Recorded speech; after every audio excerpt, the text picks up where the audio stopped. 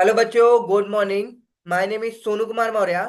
भाई हमने आपको सेक्शन 4 स्टार्ट कर दिया था इसके पिछले सेशन में। ठीक है, सेशन सेक्शन 4 में आपको हमने सारे क्लॉज के बारे में बताए थे। नेम क्लास, सिचुएशन क्लास, जो कि आपका अभी ये सेकेंड क्लॉज स्टार्ट होगा। Liability class, subscription class and आपका ऑब्जेक्टिव क्लास है, एक आपका नोमिनेशन क्लास है इन केस ऑफ ओपीसी। तो आपको हमने सबसे पहले आपको कौन सा क्लास पढ़ा दिया था?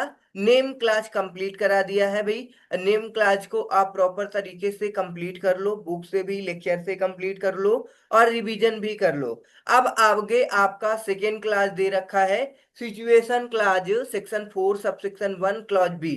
ठीक है, सिचुएशन क्लॉज का मतलब ये होता है कि आपकी कंपनी भाई कहाँ पे सिचुएटेड है। ठीक है, उसका रजिस्टर्ड ऑफिस कहाँ है, कंपनी का रजिस्टर्ड ऑफिस कहाँ है। तो ये आपका सिचुएशन क्लाज होगा। ठीक है, क्योंकि आपका रजिस्टर्ड ऑफिस जो होता है बहुत ही इंपॉर्टेंट होता है, रोल प्ले करता है। क्यों बेटा? मान लो आपका कंपनी से रिलेटेड कोई भी डॉक्यूमेंट्स है तो वो आपके रजिस्टर्ड ऑफिस में सेंड किया जाएगा किसी भी क्रेडिटर के द्वारा। अगर मान लो कोर्ट के द्वारा है या किसी अदर पर्सन के द्वारा है तो वो कहाँ सेंड किया जाएगा? आपको रजिस्टर्ड ऑफिस में सेंड किया जाएगा। ओके, ये आपका रजिस्टर्ड ऑफिस भाई रिसीव भी करता है। यदि आपको किसी के पास सेंड भी करना है तो रजिस्टर्ड ऑफिस से भी ही सेंड करना पड़ेगा। ठीक है, मान लो आपको कोई भी डॉक्यूमेंट्स है जो कि आपको किसी भी कस्टमर या किसी भी डेटर को सेंड करना है या किसी मेंबर को सेंड करना है, तो कहां से सेंड किया जाएगा बेटा? रजिस्टर्ड ऑफिस से डायरेक्ट सेंड किया जाता है। ओके, तो सिचुएशन क्लाज इसलिए इंपॉर्टेंट हो जाता है, सबको पता होना चाहिए आपकी कंपनी का सिचुएशन क्लाज कहाँ पे है। ओके, समझ में आ गया होगा कि भाई इस में हम लोग क्या पढ़ने जा रहे हैं। Section 4 sub section 1 clause be require the memorandum of company shell mention the name of state. मतलब कि आपको क्या शैल, देखो लगा हुआ कह रहा shall the mention of name of state where registered office is propose to be situated. मतलब आपका रजिस्टर्ड ऑफिस कहाँ पे सिचुएटेड है ये आपको प्रपोज करना होगा एमओए के क्लॉज बी में। ओके, समझ में आया? द सिचुएशन मतलब कि place of registered office is important from perspective of establishing the domicile of a company, of the purpose of determining jurisdiction in context to complaints। मतलब कि आप किसी भी प्रकार का कंपनी से related complaints like ROC, RD, ETC, judicial aspect bench of R NCLT, high court ETC, fiscal aspect, taxation and many other purposes. देखो बेटा, हमने आपको बताया था अभी कोई भी डॉक्यूमेंट्स है कहीं से भी आना है, वो आपका भाई टैक्स से रिलेटेड है, किसी कोड से रिलेटेड है, कैसा भी डॉक्यूमेंट्स है वो आपका कहाँ पे जाएगा भाई? सिचुएशन इस जहां होगा आपका रजिस्टर्ड ऑफिस। ठीक है, फिर उसके बाद प्लेस एट विच मतलब कि situated, registered office is propose to be situated place at which the company's statutory book must be normally kept. मतलब रजिस्टर्ड ऑफिस में और क्या होता है, मतलब सारे डॉक्यूमेंट सेंड किए जाते हैं, रिसीव किए जाते हैं, उसके साथ साथ कंपनी के सारे डॉक्यूमेंट्स आपको रजिस्टर्ड ऑफिस में रखने पड़ते हैं। बोलो बेटा, समझ में आया होगा? चलो, in case of a public company general meeting also required to conduct at a registered office in the city where it is situated। मतलब कि क्या कह रहा है बेटा कि आप कोई भी जनरल मीटिंग कर रहे हो तो उसे कंडक्ट करो जहां पे आपका रजिस्टर्ड ऑफिस सिचुएटेड है। ठीक है, चलो आगे सी पॉइंट में क्या कहता है कि आपको proposed registered office is to propose to be situated act as the address to which notice. ये देखो हमने बताया था नोटिसेज, कोई भी नोटिस, एक नोटिस नहीं है आती, ठीक है ना, कोई भी नोटिस है वो आपको एड्रेस की जाएगी मतलब भेजी जाएगी and communication can be send, और यहां से भी आपको किसी भी को अगर सेंड करना है डॉक्यूमेंट तो इसी रजिस्टर्ड ऑफिस में किसी भी पर्सन को आप सेंड कर सकते हो। ओके बेटा, समझ में आया होगा। तो ये आपका क्या था, सिचुएशन क्लॉज का इंपॉर्टेंस था। आगे देखो क्या दे रखा है, a company shall within 30 days of incorporation and at all time thereafter have a registered office capable of receiving and acknowledging all the communication and notices as may be addressed to it।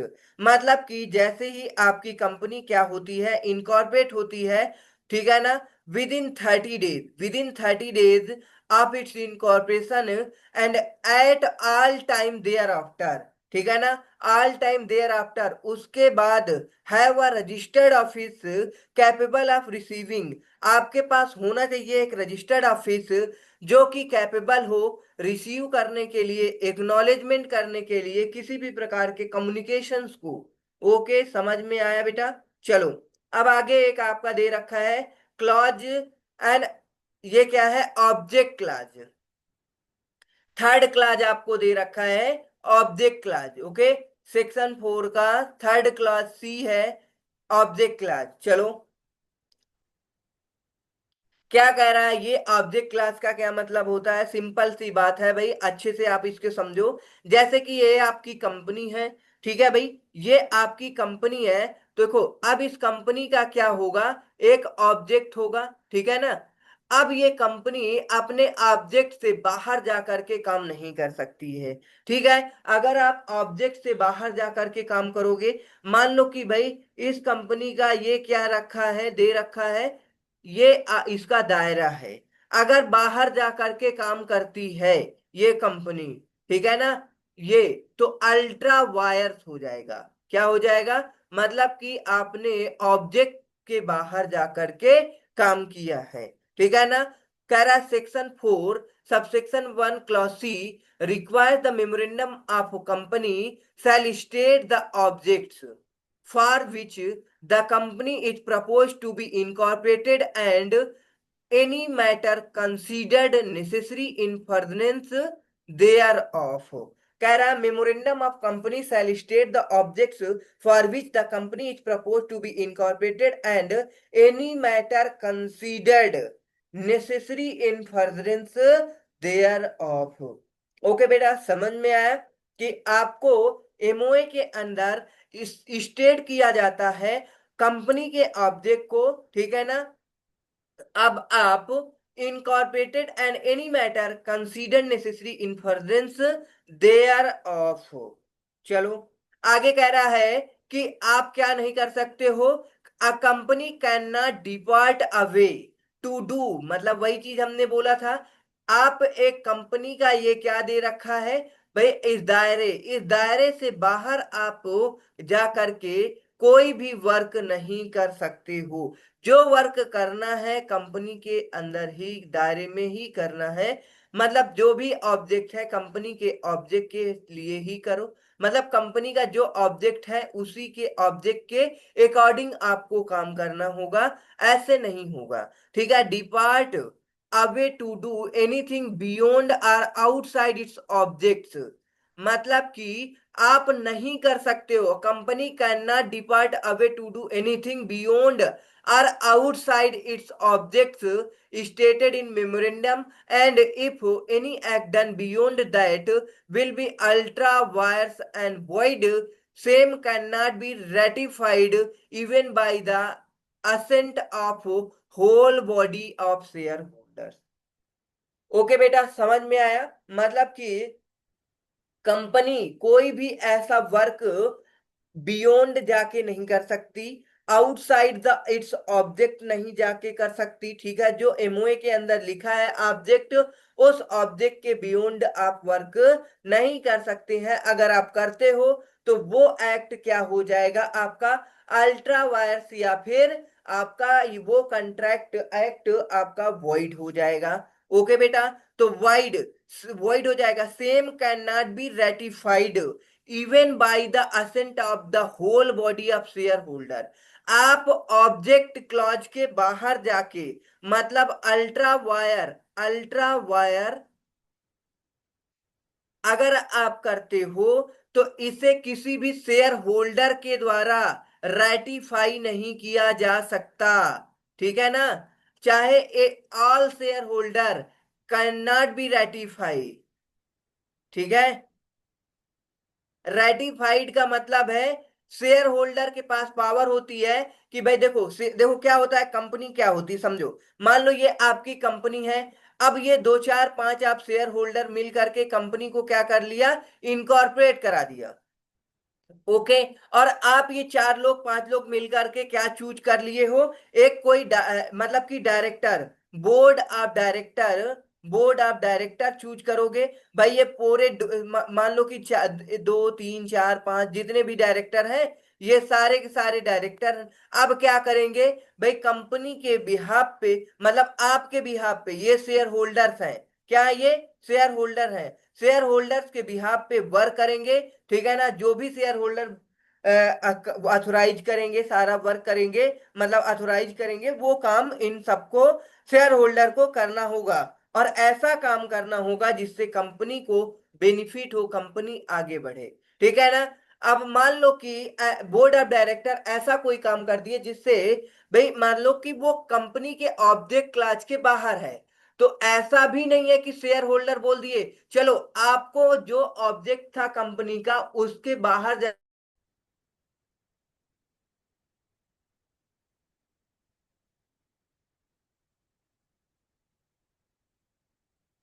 Okay बेटा, मतलब कि share holder ratify नहीं कर सकते board of director के द्वारा किसी भी एक्ट को। अब ये बोर्ड ऑफ डायरेक्टर एक्ट करते हैं शेयर होल्डर के बिहाफ में। अब ऐसे और सारे एक्ट हैं जिसे शेयर होल्डर क्या कर सकते हैं, रेटिफाई कर सकते हैं। लेकिन अगर कंपनी के ऑब्जेक्ट, एमओए का जो ऑब्जेक्ट लिखा हुआ है, उस ऑब्जेक्ट के बाहर जाकर के कोई भी काम करते हो आप, उसे शेयर होल्डर, चाहे सारे शेयर होल्डर, देखो लिखे भी है, all share holders can not be ratified. Okay बेटा? सारे के सारे शेयर होल्डर मिल करके रेटिफाई करना चाहेंगे तब भी नहीं कर सकते हैं।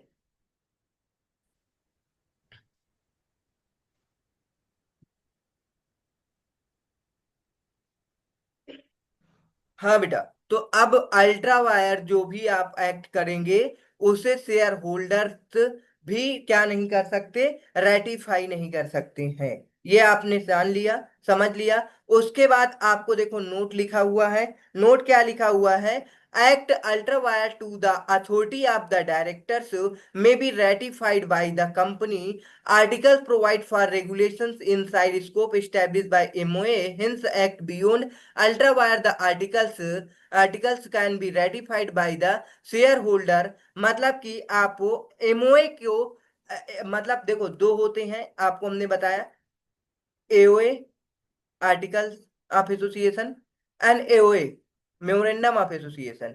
एमओए में जो आपका ऑब्जेक्ट लिखा हुआ है, उस ऑब्जेक्ट के आप बाहर जाकर के कोई काम करते हो, तो उसे कोई भी रेटिफाई नहीं कर सकता, चाहे आपके सारे के सारे शेयर होल्डर मिल करके रेटिफाई करना चाहें तब भी। ठीक है ना? बट यदि आपका आर्टिकल्स के अंदर रूल्स एंड रेगुलेशन जो स्टैब्लिश किए होते हैं, ठीक है ना, उसे वो आप beyond the articles can be ratify the share holder provided the relevant provisions are not beyond the memorandum. ठीक है ना? To illustrate, one of the director is authorised to sue the cheque of ₹10,000 but is issued by 12,000 company can it be ratified. देखो एक check issue की गई थी share holder के द्वारा 10,000 की, बट उसमें आपका डायरेक्टर 12,000 कंपनी से पे कर दिया। ठीक है ना? तो इसको बाद में बता करके भाई कि ऐसा ऐसा हुआ इसलिए 2,000 इंक्रीज करना पड़ा, तो इसे शेयर होल्डर क्या कर सकता है, रेटिफाई कर सकता है। ठीक है? बट ऑब्जेक्ट को रेटिफाई, ऑब्जेक्ट क्लास को रेटिफाई नहीं किया जा सकता। ओके।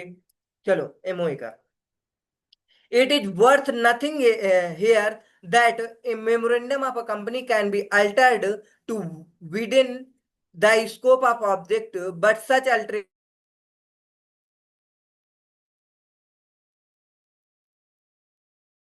देखो बेटा, मतलब ये क्या कह रहा है, it is worth nothing here that memorandum of a company can be altered to widen the scope of objects. मतलब कि ऑब्जेक्ट जो है बहुत ही वाइड है, ठीक है, इसका स्कोप, इसको आप अल्टर कर सकते हो, but such alteration shall have the perspective effect, होगा इसका कैसा इफेक्ट होगा, प्रिस्पेक्टिव इफेक्ट होगा, not the respective effect. Okay, मतलब आप आगे से कोई चेंज कर रहे हैं ऑब्जेक्ट में, तो आगे चेंज होते जाएगा इन फ्यूचर। सोचो आप पास्ट में जो भी एक्ट करके आए हो, वो एक्ट को, पास्ट के एक्ट को आप उसी तरह से अल्टर कर लो, ये पॉसिबिलिटी नहीं है। ठीक है, मान लो जैसे कि अभी देखो कोई भी ऑब्जेक्ट है, मान लो ऑब्जेक्ट क्या है कि आप अगर कोई भी कॉन्ट्रैक्ट करते हैं, ठीक है ना, कॉन्ट्रैक्ट करते हैं, तो उसमें आपको क्या करना होता है, आपको ऑर्डिनरी रेजुलेशन पास करना होता है, नहीं नहीं, स्पेशल रेजुलेशन पास करना होता है, ये आपका सारा सब कुछ लिखा हुआ है, ठीक है ना, एसआर पास करना पड़ता है। बाद में अगर इसी चीज को कन्वर्ट कर दिया जाए कि एसआर नहीं, आप ऑर्डिनरी रेजुलेशन पास कराकर ही काम कर सकते हो, तो आगे से आप ऑर्डिनरी रेजुलेशन पास करके काम कर सकते हो, लेकिन जो पीछे काम हो चुके हैं उसके लिए कोई भी ऐसा एक्शन नहीं लोगे कि भाई पास्ट वाले को चेंज कर दो। ठीक है ना, चलो, समझ में आया। तो यही चीज है कि आप अगर किसी भी प्रकार का अल्ट्रेशन कर रहे हो तो प्रोस्पेक्टिव इफेक्ट होगा, रेट्रोस्पेक्टिव इफेक्ट नहीं होगा। अ कंपनी में do anything which is incidental to and consequential upon the objects specified, and such act will not be an ultra vires act। ठीक है, कह रहा कंपनी में anything which identical to and consequential upon the object specified and such act will not be an ultra vires act. ठीक है ना, ये ultra vires act नहीं होगा। ठीक है, जिसे क्या किया जाएगा, कंपनी में do anything identical consequential upon objects specified and such act will not be ultra vires act. To illustrate for trade, one have rent or own a building, issue invoices, make and receiving payment। ठीक है ना, आप किसी को क्या कर दिए हो, ऑथोराइज कर चुके हो, तो वो आप क्या कर, उसे अल्ट्रा वायर नहीं माना जाएगा। ओके, चलो, hence of the doctrine of ultra vires, essence of doctrine of ultra vires. ये क्या है, essence of doctrine of ultra vires? देखो, the doctrine of ultra vires is mean to protect shareholder. मतलब कि इसका मतलब क्या होता है, ये शेयर होल्डर्स को प्रोटेक्ट करता है, जो डॉक्ट्रिन ऑफ अल्ट्रा वायर्स है। ठीक है ना, doctrine of ultra vires mean to protect share holders. और उसके बाद क्या लगा हुआ, देखो बेटा, एंड लगा हुआ है, तो क्या है, क्रेडिटर्स को भी प्रोटेक्ट करता है ये, of the company or any one who deals with the company. मतलब कि जो आपका डॉक्ट्रिन ऑफ अल्ट्रा वायर्स है, उसके एसेंस ये है कि ये शेयर होल्डर को भी प्रोटेक्ट करते हैं, और क्रेडिटर को या जो भी पर्सन है कंपनी में डील करने आता है उसको भी क्या करते हैं, ये प्रोटेक्ट करता है डॉक्ट्रिन ऑफ अल्ट्रा वायर्स। ठीक है ना, इस, अब क्या है, इन्यूमी, वो sorry, enunciation, enunciation of doctrine of ultra vires, enunciation of doctrine of ultra vires. The doctrine of ultra vires first enunciated by the House of Lords in a classic case. देखो, एक केस लॉ है जो कि Ashbury railway carriage and iron company limited है, जो कि आपको doctrine of ultra wire के बारे में प्रॉपर एक्सप्लेनेशन प्रोवाइड करेगा। क्योंकि भाई ये डॉक्ट्रिन ऑफ अल्ट्रा वायर जो था, इस भाई ऑब्जेक्ट क्लास के बाहर जाकर के काम किया हुआ था। ठीक है ना, जो भी है, तो इस केस लॉ को अगर आप पढ़ लोगे, डॉक्ट्रिन ऑफ अल्ट्रा वायर्स अच्छे से आपको समझ में आ जाएगा। ठीक है, चलो हमने डॉक्ट्रिन ऑफ अल्ट्रा वायर आपको अच्छे से समझा दिया है, तो केस लॉ पे टाइम वेस्ट नहीं करेंगे, एक बार आप रीड कर लेना, अगर नहीं समझ आएगा तो हम बता देंगे। ठीक है ना, चलो effects of doctrine of ultra wire. अब ये इफेक्ट क्या है डॉक्ट्रिन ऑफ अल्ट्रा वायर्स का, चलो की effect will be as under, कह रहा है whenever an ultra vires act has been or is about to be undertaken, any member of the company can get an injunction to restrain it from proceeding with it. मतलब कह रहा है कि effect इसके क्या होंगे, when you're an ultra vires act, अगर आप कोई भी अल्ट्रा वायर एक्ट करते हैं। पहली बात तो ये बताओ अल्ट्रा वायर का मतलब क्या है, मतलब